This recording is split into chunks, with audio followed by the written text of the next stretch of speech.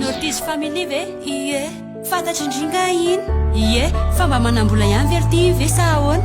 tsy haiko akiny fa na zazy tsy mahalala ohatrany ahoana amin'ny bandy tiako rehefa hiaraka amin'ny bandy dia izay misy vola fa tsy hoe izay bokosy atoroko lesina ihany aho bokosy tenga mahazo takosy lazaiko amindreo hoe fitiavana fotsy mivety dia havitana tsara no avy mila metsika fa mba vehivavy fa vola kova manao makiazy zao dia izy ny rany amin'ny fara aleo azavaiko anao tsara aiza mizoany tena fitiavana rohatra katakalo miliara eto amin'ity fiainanyity jaly izay bandy any anaty fity sy volo isanjato ny sipampanataka sope tsara velatsy zay vo azoko sady mazava le rehefa mampiaraka dia nona lava vo tsy mividy zay sakafo ty lela dia hitezerana anaovana vava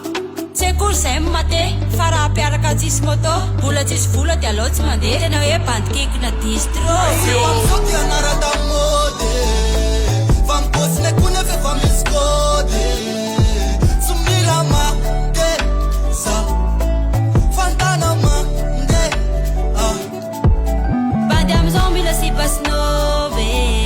nefa tsy mahavovolana randa mody tsy hoe zay mande fa aleo zay ande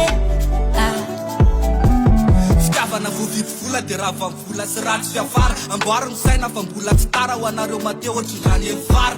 ekeko hoe ilaina vola fa zato mibahana be amin'ny fiainana ny afaranao io vidiko roa alina rehefa tsy iova le foty mpisainana fa fitiavana avy eo amavoky ortisy koa to midélire sans je t'aimany aminareo nga afaka andohavana facture tsisy hoe matena mpanataka akory fa no avy koa mila jerena bandy manambola ny tiako dia zay ny tiako fa aza terena adefazo crédit anella la megazo e fotry ny taxifone mihitsy ve ho ampoziko aminao e jereo mona ataonareo ko